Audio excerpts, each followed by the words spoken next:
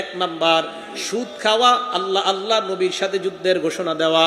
2 number সুদ খাওয়া মানে কিয়ামতের ময়দানে পাগল অবস্থায় ওঠা। 3 নাম্বার সুদ খাওয়া মানে আপনার গলার মধ্যে ফাঁস লাগায়া রাখছে মনে হবে এমন অবস্থায় ওঠা। 4 নাম্বার সুদ খাওয়া এলাকার জন্য আল্লাহর আযাব বৈধ করা। 5 নাম্বার সুদ খাওয়া মানে এলাকার মধ্যে খাদ্যের অভাব দেখা দেওয়া, ফসলে বরকত না হওয়া। 6 নাম্বার সুদ খাওয়া পেটটা বিশাল বড় বাড়ির মতো হওয়া, পেটের মধ্যে সাপ দেখা যাওয়া। 7 নাম্বার সুদ খাওয়া আপন মায়ের সাথে ব্যভিচার করা। 8 নাম্বার সুদ খাওয়া মানে আপনার দুনিয়া আখিরাত ধ্বংস করা। 9 নাম্বার সুদ খাওয়া মানে কিয়ামত পর্যন্ত রক্তের নদীর মধ্যে সাঁতার কাটতে থাকা। কিসের নদী? জোরে বলেন কিসের নদী? সহিহ বুখারী হাদিস নাম্বার 2085, সহিহ বুখারী হাদিস নাম্বার 7047। 2টা হাদিসে এই কথা আসছে। নবী সাল্লাল্লাহু আলাইহি সাল্লাম ফজরের নামাজ পড়াইছে, পড়ানোর পর সাহাবাদের দিকে ফিরে বসছে। আমাদের এই মসজিদে বসে কিনা? ফজরের পর ইমাম সাহেবরা বসে না? বসে। নবীজি সাহাবাদের দিকে বসলেন, বসার পর সাহাবাদেরকে বললেন, তোমরা রাতের বেলা কেউ স্বপ্ন দেখছো কিনা? তো সাহাবারা দেখলে বলতেন, ওই দিন কেউ কিছু বলে না। নবীজি বললেন, রাআইতুল লাইলাতা রাজুলাইনি আতায়ান, রাতের বেলা 2 ব্যক্তি দেখলাম আমার কাছে আসছে। আসার পর ফাবতাসানি, আমাকে জাগ্রত করছে। জাগ্রত করার পর আমাকে বললেন, ক্বালা লি ইনতালিক, আমাকে বললেন চলেন। আমি চলতে লাগলাম, চলতে চলতে ইলা আরদিন মুকাদ্দাসা, একটা পবিত্র জমিনের কাছে আসলাম। এই জায়গায় হাদিসটা সংক্ষেপে, এটা মজার হাদিস, ওলামায়ে কেরাম জানেন, এরপরে বলছি 7047 বুখারী শরীফের হাদিসটা পড়ে নেবেন, অনেক মজা পাবেন। 7 শ্রেণীর অপরাধী, 6 শ্রেণীর অপরাধীর ব্যাপারে বলা হয়েছে, আরেক শ্রেণীর ব্যাপারে বলা হয়েছে, খুব সুন্দর কথা। তো 7047 পুরো বর্ণনাটা আছে, আর বুখারীর 2085 নাম্বার হাদিসের মধ্যে শুধু সুদের অংশটা আছে। তো নবীজি বলেন, একটা পবিত্র জমিনের মধ্যে গেলাম, যাইতে যাইতে চলতে লাগলাম, হাত্তা আতাইনা আলা নাহরিম মিন দামিন, একটা রক্তের নদীর কাছে আসলাম। নদীর কাছে আসার পর নদীর মধ্যে তাকায় দেখলাম, নদীর মধ্যে এক ব্যক্তি দাঁড়ায় আছে।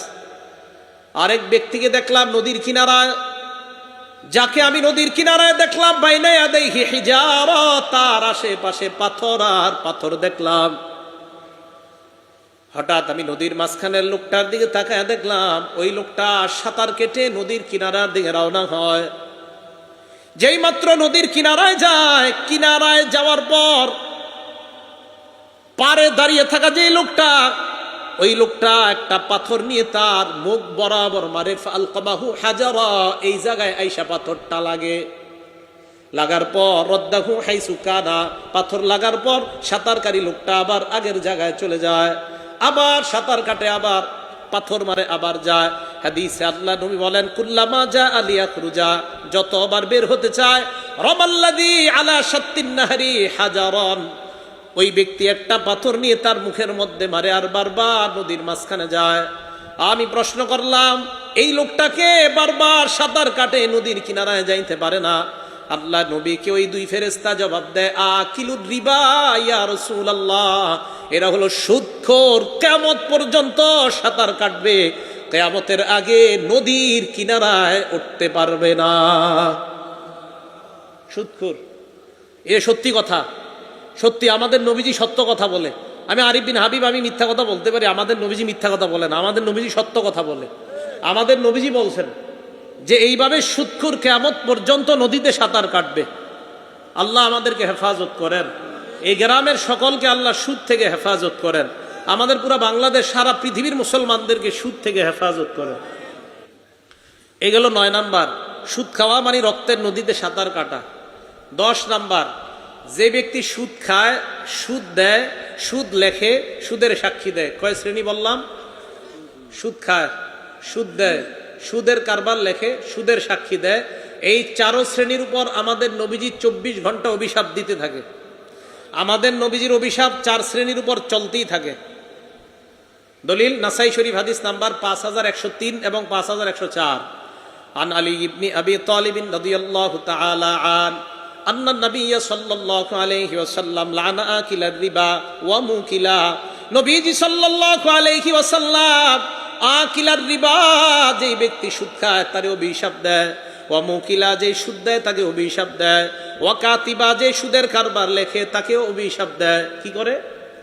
3 নাম্বার, যে কি করে? সবাই বলেন 3 নাম্বার, যে কি করে?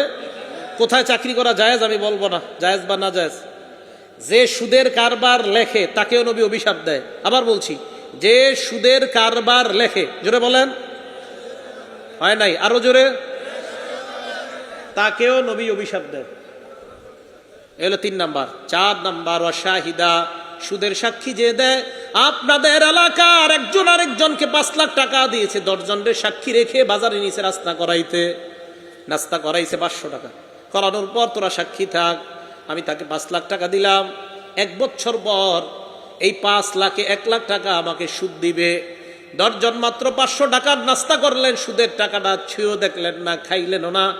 হযরতে আলী বলেন, তাদের উপর তওবা করার আগ পর্যন্ত আল্লাহ নবীর অভিশাপ।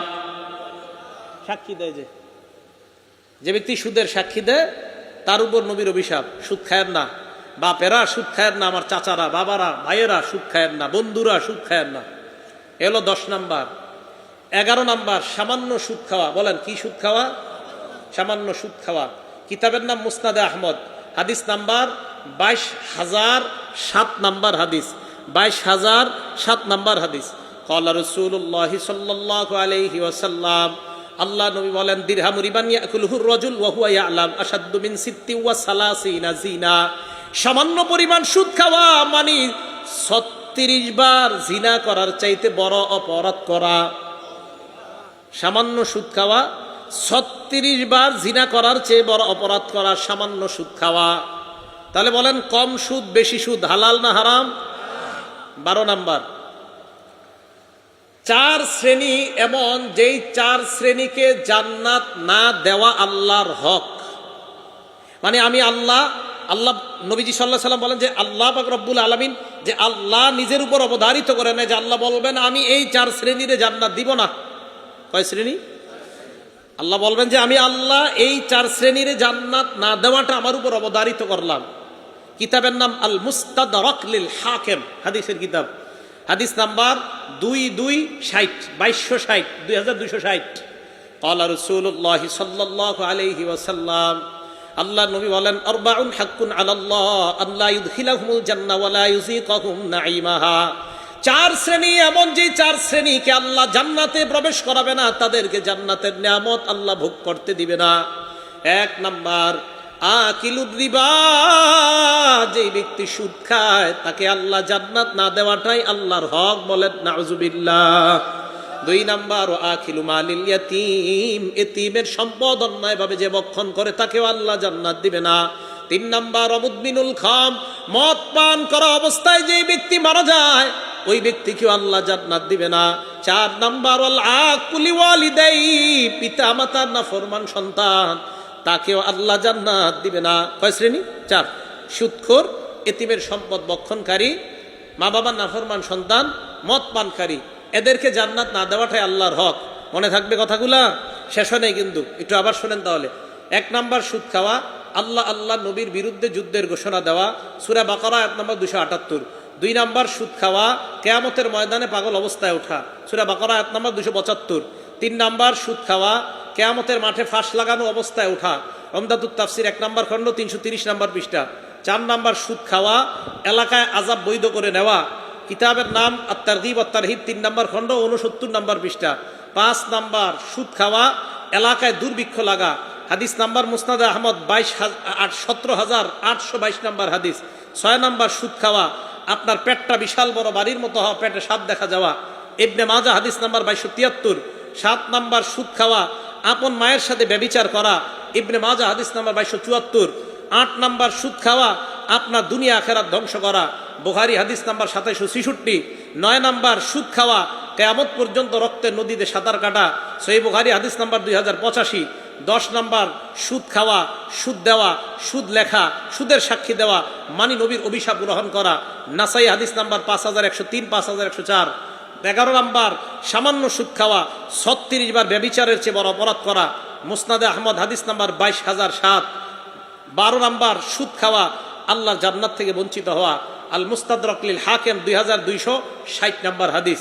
এবার আরেকটা হাদিস শোনেন, আবু দাউদ শরীফ হাদিস নাম্বার, আমি সংখ্যা বলবো আপনারা বলবেন তো কি হয়। 3,3,3,1 কত হয়েছে? হ্যাঁ, 3000 331। সুন্দরভাবে বল 3331 বলেন তো 31। চা স্টলের সামনে বৈশা আগামীকাল থেকে আর গিবত শেখায়ত হবে না, এই সুদ নিয়ে আলোচনা হবে। একজন আরেকজনকে বুঝাইবেন যে হুজুরে কালকে একটা সংখ্যা শিখাইছে, আবু দাউদ শরীফের হাদিস শিখাইছে, কি এখন থেকে আমাদের চাপাবাজি আর চলবে না। আমাদের আলোচনা হবে কি সুদ নিয়া, ঘোষ নেওয়া। আমাদের আলোচনা চলবে হাদিসের নাম্বার নিয়া, কোরআনের আয়াত নিয়া। আগে আমরা গিবত শেখায়ত করতাম, এগুলা করব না। তো কালকে সুদখোরদেরকে বলবেন যে আবু দাউদ শরীফের 3-3-3-1 এইভাবে আপনিও বুঝাই দিবেন। এই হাদিসে আসছে, নবীজি বলছে এমন একটা জামানা আসবে লা ইয়াবকা আহাদুন ইল্লা আকালা রিবা, যে জামানায় সব সুদ খাবে। সব কি খাবে? ওয়া ইন লাম ইয়াকুলহু, ডাইরেক্ট না খেলো আসবাহু মিন বুখার, সুদের হাওয়া সবার গায়ে লাগবে। হাওয়া সবার গায়ে লাগবে। হুজুর একটু সামনে আসেন, আপনি একটা অভিনয় দেখাবো এখন, দেখবেন তো এই এলাকায় এটা আছে কিনা। আপনার একটু দাঁড়ান লাগবে না, সামনে আসেন। এই জায়গায় আসলে আপনারা সবাই ওনারা দেখতেছেন, দেখেন আপনারে আমি 1 গুণ্ঠা জমিন দিছি, 1 গুণ্ঠা জমিন 1 বছরের জন্য 30,000 টাকা নিছি। 1 বছর পর 30,000 টাকা দিয়ে দিব, জমিন দিয়ে দিবেন। এই 1 বছর আপনি জমিনে চাষাবাদ করছেন, এটাই তো এলাকায় চলে সুদ। এটা কি দেখছেন নি হুজুর? চেহারা খারাপ হয়ে গেছে সবার। হ্যাঁ এটা সুদ। এই তো আমি বললাম না, সাদা প্রাইভেট কারটার দিকে তাকান সবাই, সাদা দেখছেন? এবার এই দিক তাকান, এটা কার আমি জানি না। আমি যদি এটা দিয়ে আইসা থাকি তো গাড়ির নাম্বার হবে 4782 সাথে। এখন শুনেন, মনে করে নেন একটা সাদা প্রাইভেট কার দিয়ে আমি আসছি। এই সাদা প্রাইভেট কারটা ওনাকে 10 দিনের জন্য দিছি। তাকান এই দিকে, এই গাড়িটা 10 দিনের জন্য দিছি। কয়দিন? খুব শুনেন, মন দিয়ে শুনেন, কিন্তু এটা খুব জরুরি মাসালা। 10 দিনের জন্য গাড়িটা দিছি। দেওয়ার পরে এই একটু মন দিয়ে শুনতে দেন সবাই রে। গাড়িটা দেওয়ার পরে 10 দিনের জন্য 10,000 টাকা নিছি, সিকিউরিটি হিসাবে গাড়িটা দিছি। 10 দিন পর 10,000 দিয়ে দেবো, গাড়িটা দিয়ে দিব না, বা 1 লাখ টাকা নিলাম। এখন ওনার ছেলে কি করছে, বাচ্চা মানুষ, আব্বা আমি একটু গাড়িতে উঠবো, মন চাইছে 10 দিনের মধ্যে। উনিও কি করছে, এই গাড়ির দরজা খুইলা ওনার ছেলেরই নিয়ে একটু বসছে গাড়ির সিটের মধ্যে, একটু কিছুক্ষণ বৈশা আবার নাইমা গেছে। সুদ, এই সামান্য সময় সুদি কারবার করছে। হ্যাঁ, লা ইয়াজুজুল ইনতিফা বিশাইইল মারহুন। ওনার কাছে আমি গাড়িটা বন্ধক রাখছিলাম, এই বন্ধকি জিনিস দিয়ে উপকৃত হওয়া জায়েজ নাই। ওনার কাছে জমিন 1 বছরের জন্য বন্ধক রাখছে, এই বন্ধকি জমিনের মধ্যে চাষাবাদ ফসল করা জায়েজ নাই। যদি করে সুদ, যদি না করে বন্ধক, এরা জায়েজ আছে। কথা বুঝে আসছে? এখন জানি আপনাদের থেকে একটা প্রশ্ন আসতে পারে, অগ্রিম বলে দেখি প্রশ্ন। হুজুর যদি দেওয়ার সময় কিছু টাকা দিয়ে দেয়, দেওয়ার সময় যদি কি দিয়ে দেয়, এটার নাম বাটপারি। বলেন কি জায়েজ নেই? এই কাজই করেন না। হ্যাঁ হ্যাঁ, এটা করেন না। ভাড়া দেন, ভাড়া জায়েজ আছে, ভাড়া জায়েজ। ওনারে আমি জমিনটা দিব 1 বছরের জন্য, 5,000 10,000 ভাড়া নিব, টাকা আর পাবে না। আমি জমিন 1 বছর পরে পেয়ে যাবো, শেষ, টাকা পাবে না। এটা লিজ, ভাড়া, এটা জায়েজ। সবার কি বুঝে আসছে? বিভিন্ন এলাকায় মসজিদের জমিন এইভাবে বছরে লাগায় সুদি টাকা মসজিদে লাগানো হচ্ছে। তাহলে বলেন তো, শেষে যে সুদের কথাটা বললাম, মুসান্নাফে আব্দুর রাজ্জাকে এই জাতীয় একটা সুরত আছে। এক ব্যক্তি আরেকজনকে ঘোড়া দিছে, ঘোড়া বন্ধক। ওই বন্ধকি ঘোড়ার উপরে উনি একদিন উঠছে। ওঠার পর যিনি দেখছেন আলেম বড় তাবি, উনি বললেন এই তুমি কি করলা, এটা না বন্ধকি ঘোড়া? কয় হ্যাঁ। কয় তুমি উঠলা কেন? এই তো সুদি কারবার করলা। বন্ধকি জিনিস দিয়ে উপকৃত হওয়া জায়েজ নাই। কি কথা বুঝে আসছে? বলেন আমার সাথে, বন্ধকি সম্পদ দিয়ে বলেন আরো জোরে, সবাই বলেন, বন্ধকি সম্পদ দিয়ে উপকৃত হওয়া জায়েজ নেই। হ্যাঁ, জায়েজ নেই। তাহলে জমিন দিমু, টাকা নিলাম, এই জমিন শুধু ওনার কাছে থাকবে সিকিউরিটি হিসাবে। টাকা যদি মেরে দিই, এই জন্য থাকবে। চাষাবাদ ফসল কিচ্ছু করবে না, শুধু রেখে দিবে। টাকা দিমু, জমিন দিয়ে দিবে, এটার নাম বন্ধক। কিছু করবে, এটার নাম সুদ। আল্লাহ আমাদের সকলকে সুদ নামক ভয়ঙ্কর অপরাধ থেকে বেঁচে থাকার তৌফিক দান করেন। আমরা যে সুদের ভয়াবহ 12টা অবস্থা জানলাম, এই ভয়াবহ 12টা অবস্থার কথা সবাইকে মনে করিয়ে দিব। আল্লাহ পাক রব্বুল আলামিন যা শুনলাম বললাম, আমাদের সকলের মাঝে আমরা যেন মুজাকারা করে এই কথাগুলো আমলে নিয়ে সুদি কারবার চিরতরে ছেড়ে দিতে পারি। আল্লাহ তৌফিক দান করেন। আমিন। ওয়া আখিরু দাওয়ানা আনিল হামদুলিল্লাহি রাব্বিল আলামিন।